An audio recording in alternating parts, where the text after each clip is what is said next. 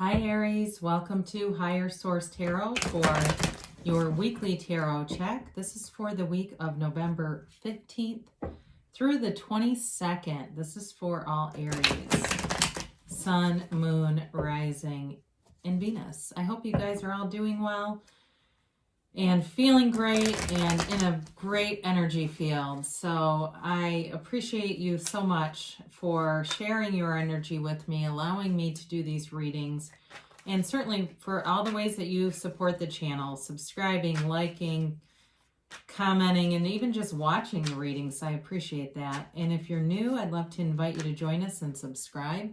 I post new readings on Friday and then typically again on either Monday or Tuesday. So I do try to, we're going to leave those out, try to post regularly so that if a reading doesn't resonate, you can either check back in a couple of days or check a different part of your chart, okay? So let's get the messages for Aries.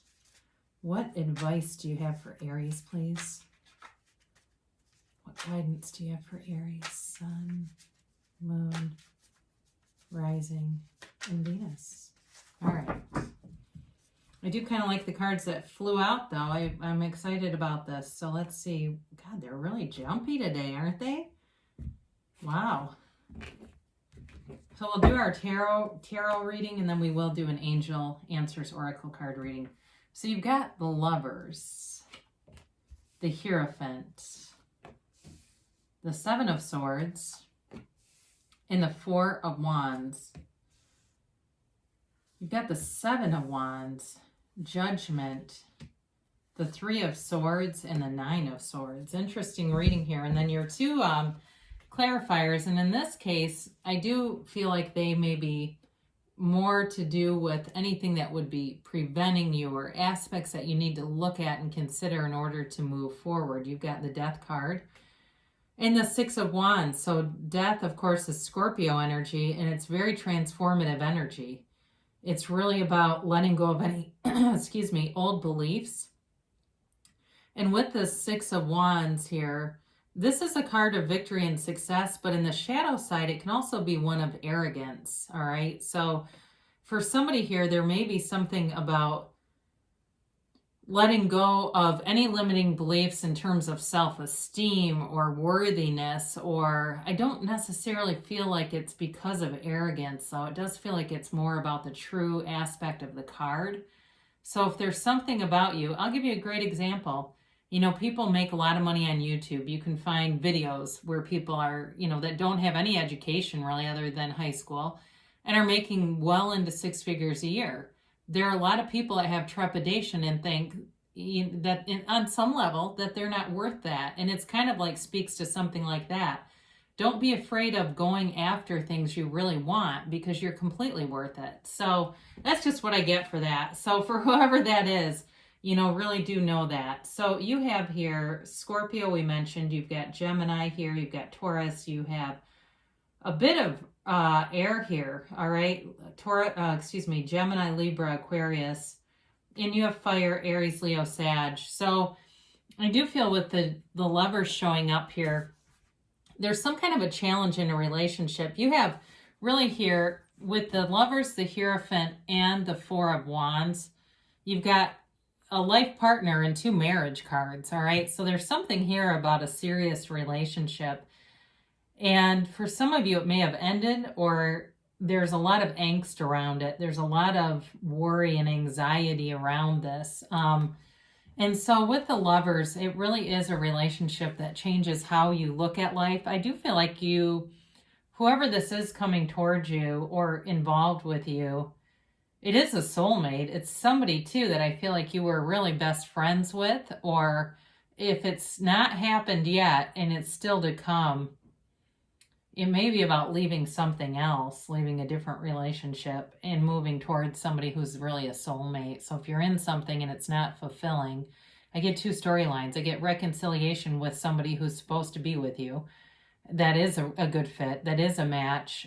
And I also get leaving somebody who's not and going towards somebody who is, okay? I know it gets a little twisted, I know, but it's just messages come in and I don't try to edit or filter anything here. I like to just be transparent with what I get. And I know sometimes it's weird, but that's all right. there's a decision to be made here. And it's a decision that's life-changing. And I feel like that's where that Nine of Swords comes in, because it's got, there's a lot of angst around it, but I do feel like there's acceptance around the situation. There's just a sort of mental ping pong match going on here. And so part of this, with the Hierophant showing up, you've got a few things going on here. Again, it is a marriage card, but this is also a card of deep spirituality, and it's a 5. It's a change. It's seeking the truth. It's seeking enlightenment. It's seeking wisdom. And you also see at the bottom, you know, there's those keys at the Hierophant's feet. The key to this, the key to self-mastery, is really about connecting with your higher self, because that's your very best teacher, your inner teacher. Meditate, quiet your mind. Ask to be in that highest vibration, and that's love, all right? And it's really, in some cases, making an intention, but actually acting on it and treating people with the very best way that you can. You know, so if you're in driving or something in traffic, not flipping people off, right? I mean, that's one of the things I think in society, we have such a hard time even taking responsibility for something as little as our driving, right? It's like, it's not me, it's all the assholes on the road. But with this is going deeper. It's letting go of all that ego, that surface level stuff. And, you know, when you look at like somebody like some of our spiritual teachers, you know, Neville Goddard, Deepak Chopra, God, there's so many of them, you know, Ram Dass. I mean, do you think they were flipping people off in traffic? No. You know, so it really is about getting to that place where you wear the world like a loose fitting garment, and that stuff just falls away. Because when you do that, you are attracting things, you are a magnet, and you're bringing things in towards you, situations that resonate with that vibration. So the Hierophant comes in to say, be still and know. Be still and know that you are part of the power that creates worlds. So the 7 of Swords, for some of you, it's an ending that wasn't very well thought out. For others of you, you may discover something about someone you're with that makes you want to leave them. And I do get that here. But again, if you do leave, you've got somebody else coming in that's a better match anyway. So if you've been restless in a relationship and wondering about it and suspicious on some level, it does feel like it's for good reason. Now, with the reconciliation people, I wonder too if there was some misunderstanding. But again, that somebody left hastily, not very well thought out at all with the 7 of Swords. And they may have done a good bit of talking about you in negative ways. And I think that adds a layer or a dimension of difficulty or challenge to this. Because once you've gone and done that, then to go back to everybody and go, well, taking them back now, you know, it makes it kind of like, in that human sense, awkward, right? It's all ego stuff. I mean, that's really what it comes down to. But I still feel like we are human on some level, and that can get difficult when we've done that kind of talking. So with the 4 of Wands here, this is all about building a foundation of trust, of love, harmony, and it's like a very open system in terms of being able to be yourself, having autonomy in a relationship. It's really, the card depicts this celebration after leaving a walled-in city into freedom and crossing through these beautiful arches, these pillars, the 1111 card, these 2 pillars, into a much freer state. Now, for some of you, I haven't really talked about work at all because it really is predominantly a relationship reading, but I will say for some of you, in terms of work too, if you felt oppressed or felt like you couldn't share ideas without somebody taking your ideas, because I look right at the damn 7 of Swords, somebody who's not trustworthy around you. I do feel that energy is shifting. And for some of you, you may leave and go somewhere else. That's possible too, that you just accept that it's not the right environment for you, and you'll be happier. Whoever's leaving a situation, you're going to be happier in the end. So allow it. Just allow and release the resistance, because that's what holds us up. That's what keeps us in this kind of energy down here. So the 7 of Swords, 7s are about victory and success in the tarot. Excuse me, 7 of Wands. I said Swords. I apologize. 7 of Wands here. And it kind of, you know, in some ways it kind of reminds me of like Rocky or something. He's fending off all these swords poking up at him, but he knows exactly the right way to do it. It really is you finding a solution to every problem. So for some of you, you are going to be taking action in terms of work, in terms of a relationship, but it brings you to a higher level. It brings you to somewhere you want to be, and it's fulfilling. And it really is a card of attainment. So while it does take some effort and some focus to do this, it's going to be worth your time, and it's going to be something that delivers you into such a better situation. So, you know, the Lovers is about a decision, but you got Judgment here too. So again, a couple things with these. Both feature unclothed characters, okay? It's about acceptance of a situation. It's also about self-mastery and knowing who you are, knowing that you are making choices that resonate with the whole of you, being really in that loving vibration, that vibration or highest vibration of love. And so with Judgment, again, it's a very well-developed thought. It's a mature energy. So this is not rash and hasty like the Seven of Swords. It's about moving forward, but also with forgiveness. So if you've had, for those of you that are reconciliation folks, there's forgiveness here. I also feel like for those of you that are leaving a job, I don't want to say this, but I'm going to. I do feel like something negative is going to happen to the people you leave behind. I mean, it's not horrible. It's not like death or something. I think they're really going to struggle. And I hate to say that it's not satisfaction that it brings, but it's kind of like just knowing you're on the right track. So anyway, I had to let you know that. I don't think you're going to regret it, okay? I just don't at all. It feels more like celebratory, rejoicing, and freedom.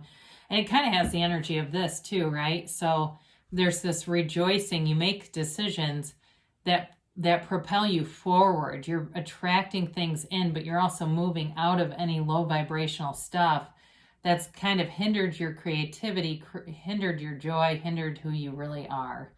And it just wasn't the right fit. So with the Three of Swords, it is painful, and it may be heartbreak for others around you, especially those of you that are leaving a relationship and going on to something that will be better for you. It's going to hurt.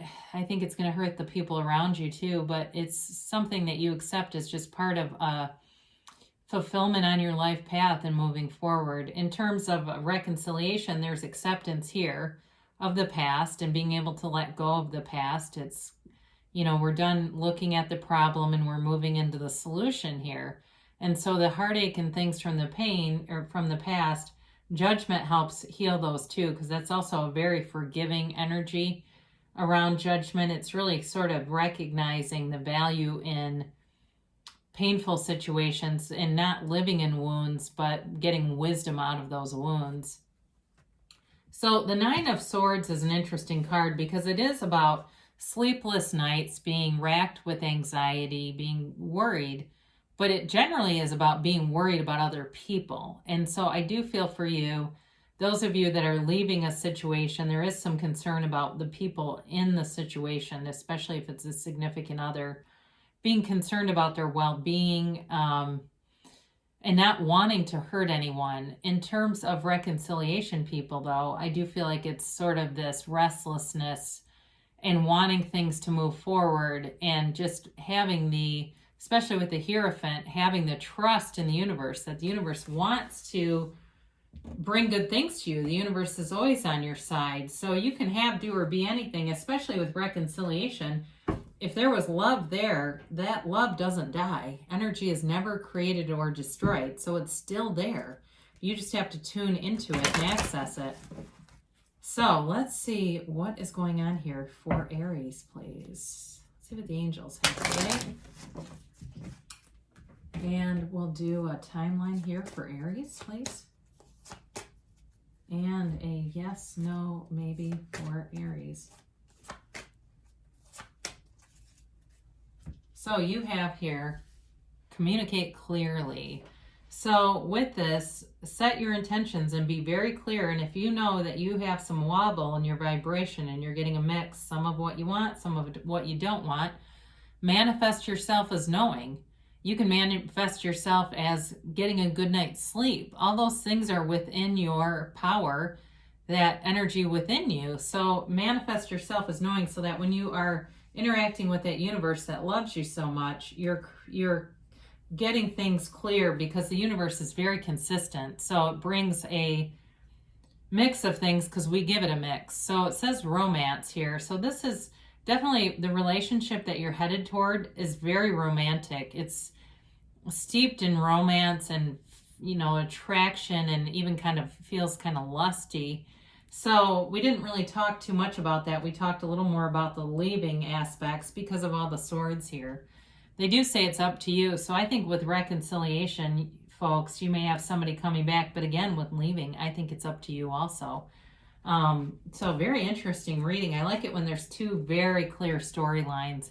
They say a year from now. Now, I don't think if you're sitting in a relationship, you're going to be sitting there for a whole year. I think it's really more about in a year from now, looking back and really seeing the tremendous amounts of change. Like, whoa, I can't believe that has only been a year. Things are so much different now.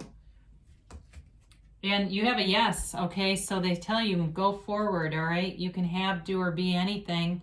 The universe loves you, and so do I. And I'll be back again soon.